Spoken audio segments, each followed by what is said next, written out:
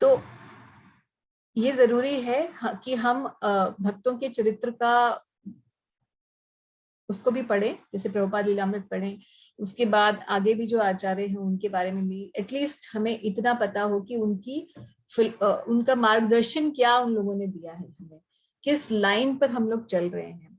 और उनके जीवन से बहुत सारे, उनके कैरेक्टर से, उनके जीवन से हम लोग बहुत सारे अपने लिए वैल्यूज निकाल के लेके आ सकते हैं। बहुत उनके एग्जाम्पल से टीचिंग्स हम कर सकते हैं कि हम अब हमारे स्फेयर के अंदर क्या उनसे टीचिंग्स ड्रॉ कर सकते हैं और अप्लाई कर सकते हैं अपनी लाइफ में आगे स्पिरिचुअली बढ़ने के लिए। तो प्रभुपाद जी के बारे में हम लोग थोड़ा सा देखेंगे। Let me share the screen.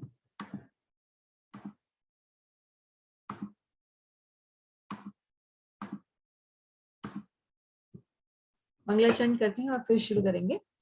ओम नमो भगवते वासुदेवाय। ओम नमो भगवते वासुदेवाय। ओम नमो भगवते वासुदेवाय। नमो विष्णु पादाय कृष्ण पृष्ठाय भूतले श्रीमते भक्ति वेदांत स्वामिनिते नामिने नमस्ते सरस्वती देवे गौरवाणी प्रचारिणे निर्विशेष शून्यवादी पाश्चात्य देशतारिणे। तो प्रभुपाद जी का प्रणाम मंत्र हम लोग यह बोलते हैं और अपने गुरु का भी प्रणाम मंत्र बोलते हैं। हम जब भी कोई भी स्पिरिचुअल एक्टिविटी करते हैं, चाहे हम चैंटिंग शुरू करें, चाहे हम पूजा शुरू करें, या हम रीडिंग शुरू करते हैं, या कोई भी और इम्पोर्टेंट काम अपनी स्पिरिचुअल लाइफ में करते हैं, तो पहले गुरु का ध्यान जरूर करना चाहिए। और गुरु का ध्यान करना के साथ साथ अगर हम प्रणाम मंत्र बोलें, ये प्रणाम मंत्र बोलने से अपने आप ही ध्यान हो जाता है। तो इससे बहुत इसको मंगलाचरण कहते हैं, मतलब मंगल हो जाती है, मंगलमय हो जाती है हमारा जो भी हम कार्यकलाप करने जा रहे हैं। तो प्रभुपाद जी की जीवनी जो है वैसे तो बहुत लंबी है, भक्तों ने बहुत इसके बारे में लिखा है। तो प्रभुपाद जी का जन्म हुआ था 1896 में कैलकाटा में। और प्रभुपाद जी एक बंगाली फैमिली में उनका जन्म हुआ था। और इनके पिताजी थे गौर मोहन डे। तो प्रभुपाद का जो नाम उन्होंने रखा था वो अभय चरण डे रखा था। अभय चरण, भगवान श्री कृष्ण जो अभय प्रदान करने वाले हैं सभी को, उनके चरणों के नाम पर अभय चरण नाम रखा था श्रील प्रभुपाद जी का। और वो हमेशा जो भी उनके घर में संत लोग आते थे, बुलाते रहते थे उनको, भक्तों को, और जो भक्त नहीं जिसने चोगा भी पहना है उसको भी बुला लेते थे और उनकी बड़ी सेवा करते थे। तो बड़े धार्मिक थे और हमेशा बोलते थे कि आप मेरे बेटे को आशीर्वाद दो कि ये भगवान का, राधा रानी का बहुत बड़ा भक्त बने। प्रभुपाद जी जब ऐसे एनवायरनमेंट में बड़े हुए, तो जैसे अभी प्रभु जी बताए थे ना कि मेरा बेटा, उसकी कुछ क्वेश्चंस हैं, तो यूथ एज वाले बच्चे अब ऐसे ही कुछ भी एक्सेप्ट नहीं करते हैं। They need to have logical background, they always have a questioning spirit. तो प्रभुपाद जी बोलते थे कि भाई आप किसी को भी साधु समझ के, जिसने भी चोगा पहना है, आप बुलाते थे। तो अच्छे बुरे सब प्रकार के लोग प्रभुपाद जी ने देखे आते हुए। इसलिए कहीं ना कहीं जब वो बड़े हुए, बड़े होते होते उनका जो फेथ था साधुओं में, वो उस पर क्वेश्चन मार्क आ गया। तो जब प्रभुपाद जी 1922 में, आप सोचिए कि प्रभुपाद जी कितने साल के होंगे, 1922, और जन्म हुआ था 1896 में, तो 4 हैं, तो 26 साल के थे प्रभुपाद, है ना। तो 26 साल के जब थे प्रभुपाद जी, तो उनके एक फ्रेंड ने उनको बोला कि चलो एक बड़े संत हैं, उनसे तुम्हें मिलवाने चलता हूँ। तो उन्होंने बोला कि नहीं नहीं, मेरे को किसी संत वंत से नहीं मिलना, मेरे घर में बहुत आते रहते हैं और मैंने देख लिया ये संत होते क्या है। तो बहुत आग्रह करने पर उनके, वो मान गए कि चलो ठीक है, मिला, आप बोल रहे तो मिल लेता हूँ। तो उनके फ्रेंड ने उन्हें मिलवाया किससे? श्रील भक्ति सिद्धांत सरस्वती ठाकुर, जो उस समय गौड़ीय वैष्णव समाज के सबसे बड़े आचार्य थे।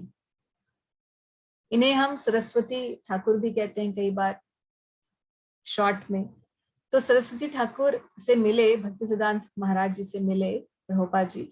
तो मिलते ही वो बड़े इम्प्रेस हुए, क्योंकि उनकी प्योरिटी से बड़े इम्प्रेस हुए। उन्होंने बहुत सारे ढोंगी साधु देख चुके थे, मगर इनको देखते ही, प्रभुपाद जी को देखते ही, प्रभुपाद जी ने जैसे ही इन्हें देखा, तो प्रभुपाद जी को लगा कि ये वैसे ही जो ढोंगी साधु मैंने देखे हैं वैसा नहीं है इनका व्यक्तित्व। और प्रभुपाद जी को उन्होंने पहली मीटिंग में ही बोला कि तुम इतने वेल एजुकेटेड हो, अच्छी इंग्लिश बोलते हो। और प्रभुपाद जी को उसी समय पहली मीटिंग में ही ये बोल दिया कि आपको, because you well educated, why don't you take these teachings of Sri Chaitanya Mahaprabhu to the West? Western countries में आप जाकर प्रचार करो महाप्रभु की टीचिंग्स का। तो पहली बार ही आप किसी साधु से मिलें और वो आपको ऐसा कोई बहुत बड़ा target they they, let's say, तो आप he was taken aback that why he's saying this to me. Anyways, during this 11 years, Prabhupada just met Bhaktisiddhanta Thakur at only few occasions. 1933 में उन्होंने दीक्षा ली और प्रभुपाद जी अपने घर गृहस्थी के अंदर ही रहे। उन्होंने शादी की, उनके 5 बच्चे भी थे प्रभुपाद जी के, but somehow his wife was not very much Krishna conscious. तो प्रभुपाद के बच्चे भी बहुत ज्यादा कृष्ण कॉन्शियस की तरफ सीरियस नहीं थे। प्रभुपाद जी उन्हें प्रचार भी करते थे, साथ साथ प्रभुपाद जी का एक, because he was a chemist, not chemist in the sense that chemist shop, but he had a factory where he was producing medicines. तो प्रभुपाद जी का बिजनेस चलता रहा, मगर कुछ समय के बाद प्रभुपाद जी ने सोचा कि मुझे कुछ करना चाहिए प्रचार के लिए भी, और प्रभुपाद जी ने एक लीग ऑफ डिवोटीज करके झांसी में एस्टैब्लिश की। मगर कुछ टाइम के बाद वो फेल हो गई। इंडिया में प्रभुपाद जी ने प्रचार करने की कोशिश की मगर वो फेल हो गया। कुछ समय बाद प्रभुपाद जी का बिजनेस भी जो था वो चौपट हो गया। इतनी देर में प्रभुपाद 50 के ऊपर आयु उनकी हो चुकी थी। और एक बार बड़ा प्रभुपाद साथ साथ में भगवत गीता और भागवतम का ट्रांसलेशन उन्होंने इंग्लिश में स्टार्ट कर दिया था। एक बार बड़ा हिस्टोरिक मूवमेंट प्रभुपाद जी की जिंदगी में हुआ, जो कि कई बार हमारी भी जिंदगी में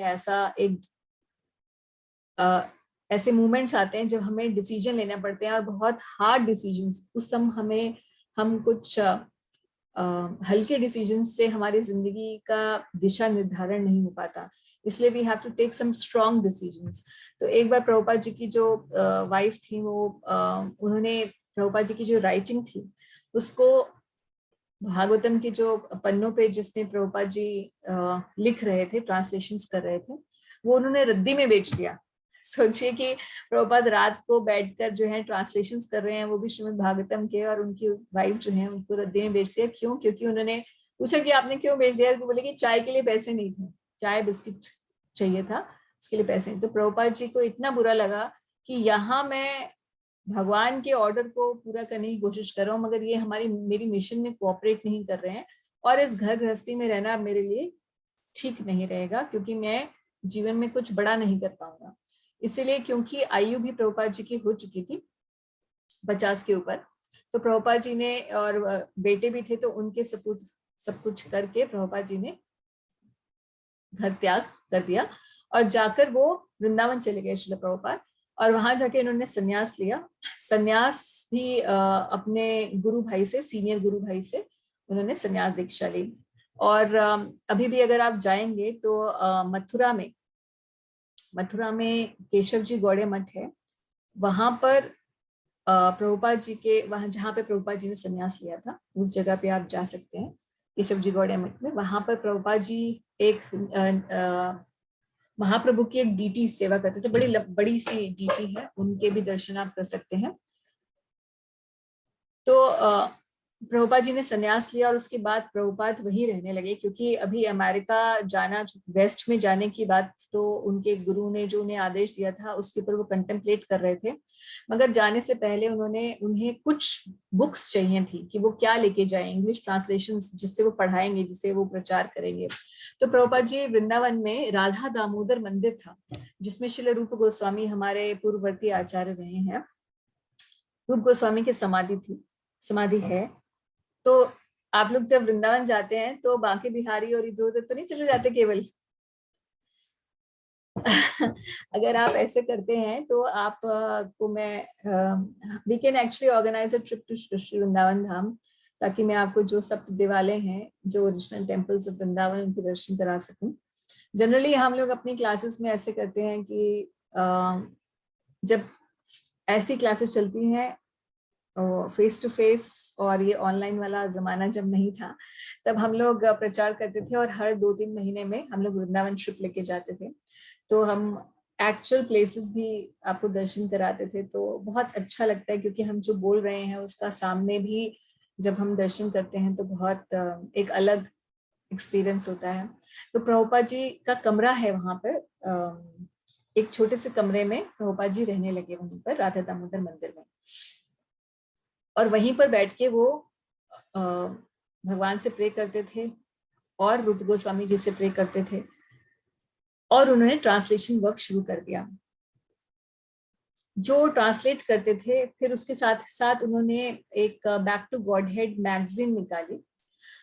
अब ये सारी ट्रांसलेशन करके प्रभुपाद जी वृंदावन से दिल्ली आते थे थर्ड, क्योंकि पैसे तो थे नहीं, अब संन्यास ले लिया था, तो थर्ड एसी हम तो थर्ड एसी में जाते हैं, प्रभुपाद जी स्लीपर क्लास की जो सबसे निचला वो होता है उसमें प्रभुपाद जी जाते थे, और वृंदावन से आते थे सीधा चांदनी चौक, और चांदनी चौक में प्रभुपाद जी पैदल जाते थे पब्लिशर के पास, क्योंकि पैसे नहीं थे प्रभुपाद जी, तो he wanted to save money just to print more and more literature.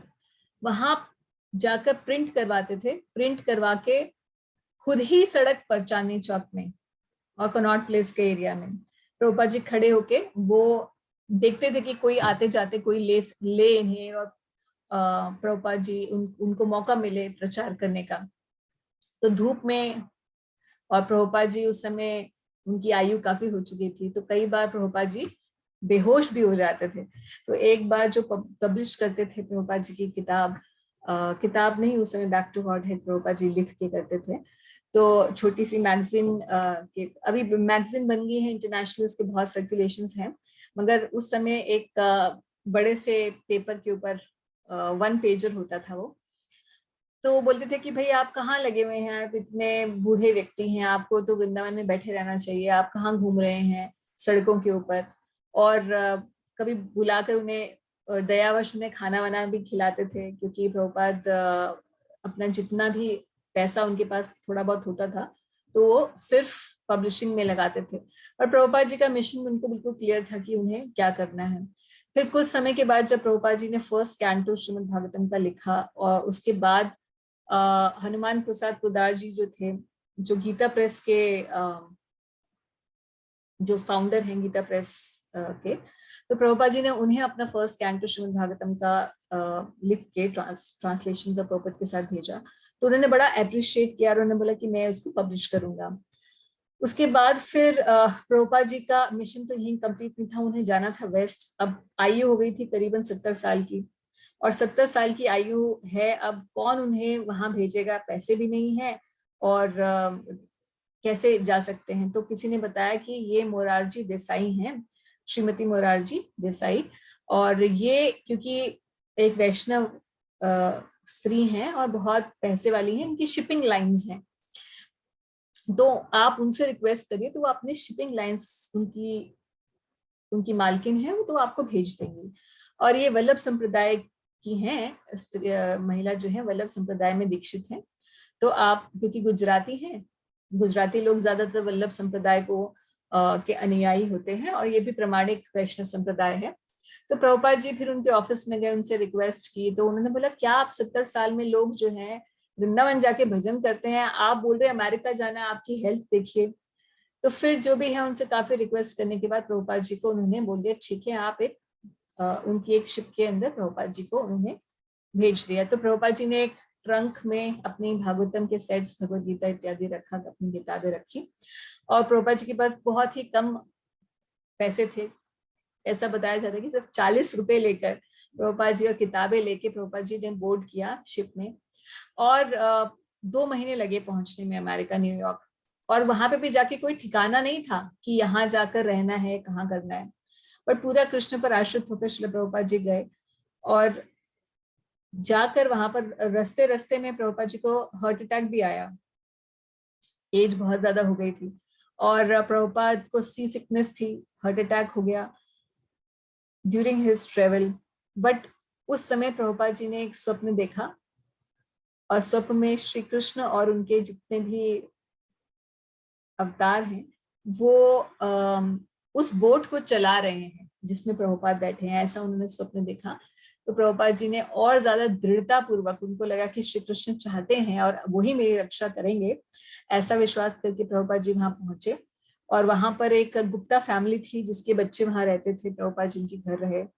और उस घर में क्योंकि ये गुप्ता नहीं, अग्रवाल फैमिली थी, बनिया परिवार था, और वहां पर उनके फ्रिज में ऊपर चिकन विकन रहता था, नीचे प्रभुपाद जी अपना कुछ कुछ रखते थे। तो इस तरीके का कुछ समय उनके साथ रहे। और फिर उनसे उनको भी प्रचार किया। फिर धीरे धीरे जो है प्रभुपाद जी एक ऐसी जगह पर रहने लगे जहाँ पर हिप्पीज का एरिया था, बहुत ही निम्न श्रेणी का एरिया था। तो वहां प्रभुपाद जी ने बताना शुरू किया लोगों को। तो थोड़ा आप कथा पढ़ेंगे तो बड़ा स्ट्रगल का ईरा था प्रभुपाद जी के लिए वहां पर, क्योंकि ना तो पैसे हैं ना कनेक्शन है, और इतना ओल्ड पर्सन, बूढ़े व्यक्ति को कौन सुनता है। फिर प्रभुपाद जी एक बार प्रभुपाद जी ने एक जो स्टार्टिंग हुई वो हुई टॉम्किन स्क्वायर पार्क से।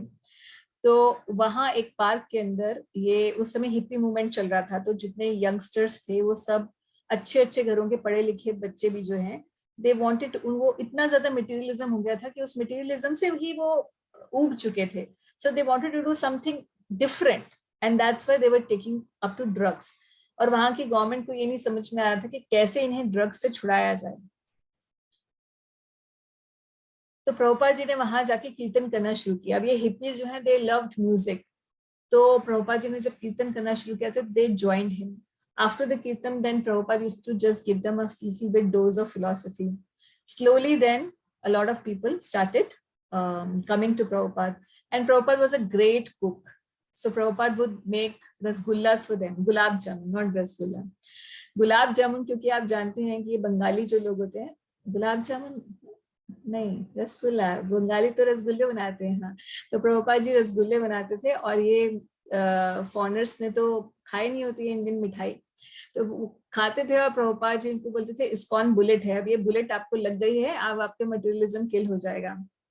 तो ये धीरे धीरे प्रसाद वितरण करके, और इस प्रकार से धीरे धीरे कुछ कुछ लोग जुड़ते गए। प्रभुपाद जी का जो कैरेक्टर था, उनकी प्योरिटी थी और उनकी भगवान के प्रति निष्ठा थी, उससे धीरे धीरे कई भक्त लोग जुड़ते चले गए। और 1966 में प्रभुपाद जी ने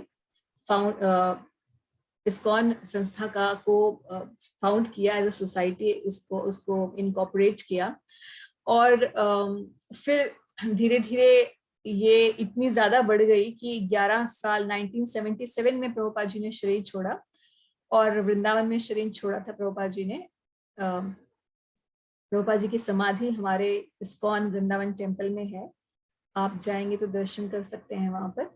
और 11 साल के अंदर प्रभुपाद जी ने करीबन 5000 शिष्य बनाए from all over the world. और प्रभुपाद जी ने जगह जगह ट्रेवल करके भक्तों को भक्त बनाए और लोगों को भक्ति का प्रचार किया। तो उस 11 साल में इस्कॉन बहुत ज्यादा फैला, और उसके बाद प्रभुपाद जी के शिष्यों द्वारा फिर आज भी ये सब चलता चला जा रहा है। तो प्रभुपाद जी का मेन कंट्रीब्यूशन ये रहा कि जो इंडियन हमारी रूटेड वैल्यू सिस्टम है, और जो गौड़ीय वैष्णव परंपरा का सिद्धांत है, श्री कृष्ण की भक्ति है जिसमें अनन्य भक्ति, ये बात को प्रभुपाद जी पूरे जगत के अंदर एस्टैब्लिश किए। जैसे श्री चैतन्य महाप्रभु जब प्रकट हुए थे तो उन्होंने ये भविष्यवाणी की थी कि एक भविष्य में मेरा ऐसा एक सेनापति भक्त आएगा जो पूरे दुनिया के अंदर हर एक गांव और नगर में मेरा प्रचार करेगा। तो वो सेनापति भक्त जिसके बारे में 500 साल 550 साल पहले ही श्री चैतन्य महाप्रभु ने भविष्यवाणी कर दी थी, वो श्रील प्रभुपाद हुए।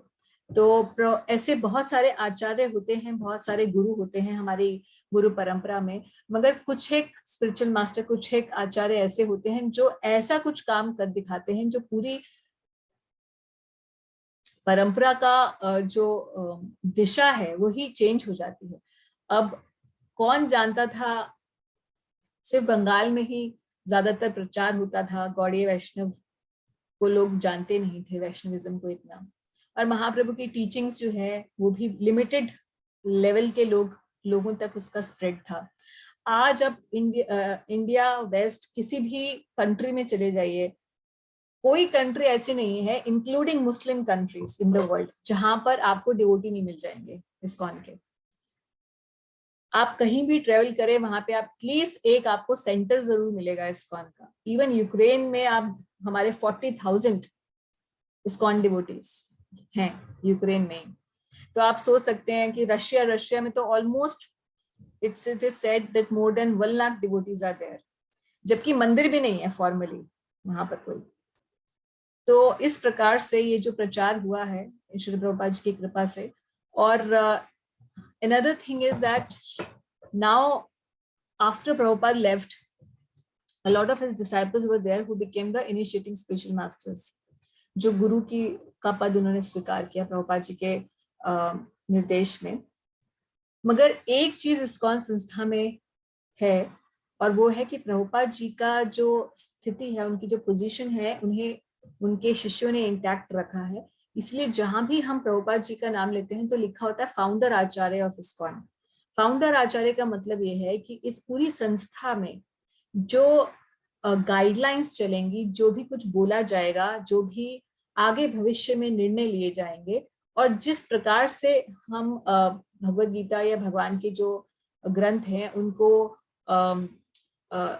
उनको समझेंगे और आगे देंगे, वो सब कुछ फाउंडर आचार्य ने जो ले डाउन कर रखे हैं प्रिंसिपल, उन्हीं के हिसाब से होगा। कोई भी अपना मत प्रस्तुत नहीं करेगा ताकि कोई भी डिविएशन ना हो फिलॉसफी का, और जो शुद्धता है, पवित्रता है संस्था की, वो बनी रहे। इसीलिए फाउंडर आचार्य की पोजीशन बड़ी स्ट्रेट, बहुत एक नॉर्मल आचार्य जैसी नहीं होती, उसकी एक अलग स्थिति होती है। इसीलिए founder acharya of ISKCON Srila Prabhupada ji का टाइटल उन्होंने दिया। और हर टीचिंग जो हम इस्कॉन में पढ़ते हैं, अगर कभी कभी वो किसी मतभेद होता है किसी और आचार्य से या किसी और परंपरा से, कहीं भी किसी फिलोसफिकल पॉइंट पर, तो it is a mandate, it is expected that everyone will follow what Srila Prabhupada has said, because all the other acharyas have also been there, but Prabhupada जी ने टाइम एंड प्लेस, देश काल के और स्थान के हिसाब से लोगों को आज के जो समय है उसके हिसाब से जो चलेगा, जो लोगों के लिए एप्लीकेबल है, उस तरीके से प्रचार किया विद द सेम प्रिंसिपल्स। तो इसीलिए founder acharya of ISKCON Srila Prabhupada ji हैं। और इनके बारे में अब आप पढ़िए। मेरा आग्रह ये रहेगा कि आप प्रभुपाद लीलामृत या ट्रांसडेंटल डायरी बाय हरीशौर्य प्रभु या टीके जी डायरीज, ये सब बुक्स हैं। माय श्रील प्रभुपाद बाय भक्ति विकास महाराज हैं। तो ये सब किताबें हैं प्रभुपाद जी की जीवनी के बारे में, और प्रभुपाद जी के शिष्यों ने ही लिखी हुई हैं। तो इससे आप और प्रभुपाद जी के कैरेक्टर को समझ पाएंगे। और जितना ज्यादा ये जरूरी है कि हम श्री कृष्ण के बारे में समझें, उतना या उससे और ज्यादा जरूरी है कि हम उनके भक्तों के बारे में समझें, क्योंकि श्री कृष्ण और उनके भक्त अभिन्न होते हैं। और जब कृष्ण कथा होती है तो साथ साथ कृष्ण के भक्तों की भी कथा होती है। जैसे श्रीमद् भागवतम में सिर्फ कृष्ण के बारे में नहीं, बल्कि ध्रुव चरित्र, प्रहलाद चरित्र, अम्बरीश चरित्र, चित्रकेतु महाराज का चरित्र, नारद जी का चरित्र, ये सभी हम लोग पढ़ते हैं। तो ये कृष्ण कथा का ही पाठ है। उसी तरीके से जितने भी हमारे गुरुजन हैं, उनके बारे में भी जो कथा है वो श्री कृष्ण कथा में ही सम्मिलित है। और उनके आदर्श से हम लोग और श्री कृष्ण के प्रति समर्पित होने के लिए हम शिक्षा प्राप्त करते हैं। तो यहीं पर हम लोग ये डिस्कशन रोकते हैं। अगली बार हम श्रील प्रभुपाद जी के गुरु महाराज यानी कि श्रील भक्ति सिद्धांत सरस्वती ठाकुर के बारे में सुनेंगे, जिन्हें लायन गुरु कहा जाता था, क्योंकि उस समय में कोई भी व्यक्ति ऐसा नहीं था जो उनसे, जैसे हम पंजाबी में बोलते हैं ना कि पंगा नहीं लेते थे, है ना। तो मतलब ऐसा कोई भी व्यक्ति नहीं था जो आता था और उनसे विवाद या क्या कहते हैं, एक डिबेट कर पाए स्पिरिचुअल टॉपिक्स के ऊपर। he was so wonderful in his, and he was such a scholar. मतलब अपने समय के he was the best scholar, the best devotee, and he was a very fierce preacher. तो उनके बारे में अगले बार हम लोग चर्चा करेंगे, श्रील भक्तिसिद्धांत ठाकुर के बारे में। तो श्रील प्रभुपाद की जय।